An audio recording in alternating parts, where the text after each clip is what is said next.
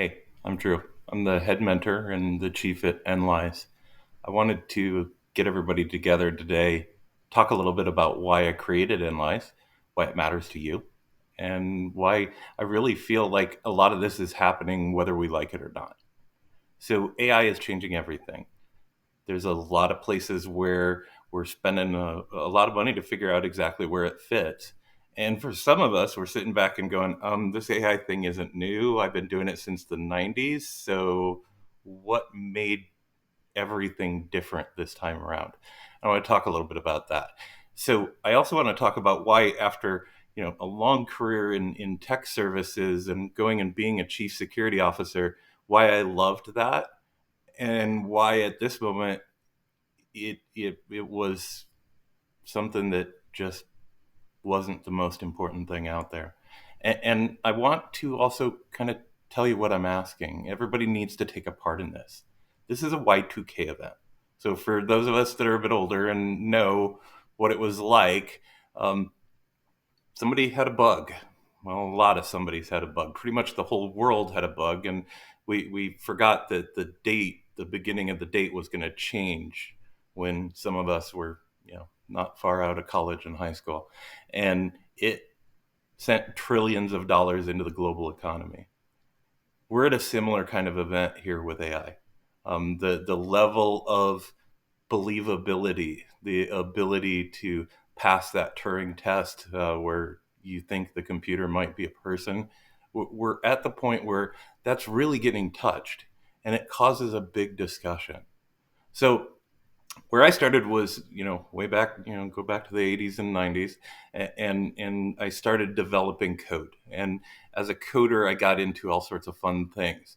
I was doing AI and doing optical character recognition in financial services in 93, 94. And we were doing high speed kind of stuff that would be almost modern if it weren't for the fact that nobody writes checks anymore. AI isn't new. Cybersecurity is also not new. So the other thing that I got interested in when I first started out, and stroke of luck, was security and identity and privacy. And those things really became a way to connect all the way from the developer to the engineer to the board. Because if you want to change somebody's HR process, it can be a big thing. And so I've had a really great time working through these problems with customers, biggest companies in the world.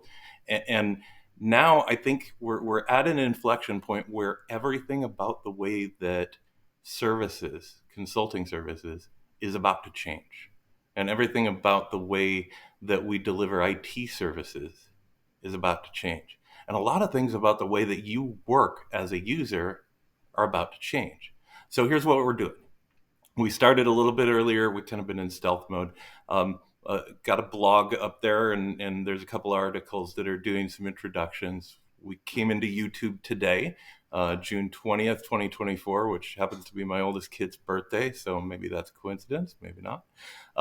And we're really starting to announce our services and the role that we think we're going to play in leadership in Microsoft channel, in cybersecurity, and in AI. We've got a lot of stuff that's coming this summer, and underpinning all of it is software that we've spent decades trying to put together, really getting ready for a moment where we had something that could do what generative AI can do, but in a way that's responsible, secure, verifiable, and especially private. This matters.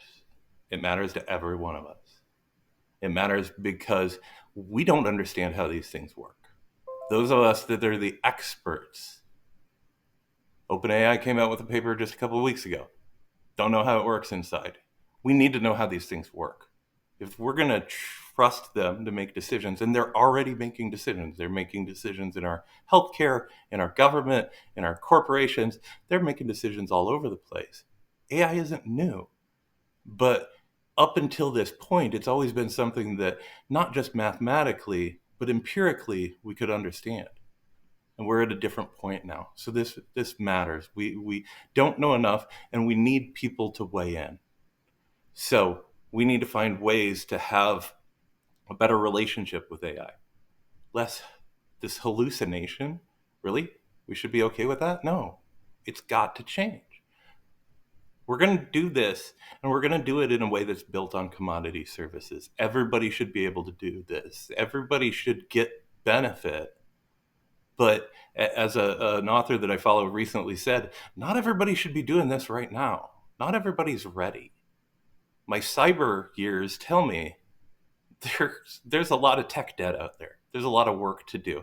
And we need to be really careful before we start giving intelligent machines the ability to go out and create code and do things for us, sometimes maybe in an unattended manner. So we got a lot of work to do. We're most of all, and first and foremost, our first employees were interns. We brought on the youngest workers because those are the people that we're focused on for this first year. We want to help them get through this experience, understand what it takes to work in this field, but also to really show the world just what these kids, these amazing kids, can do. Because using AI and using the tools that are in their toolbox, they can do things in days that used to take me months to teach somebody how to do.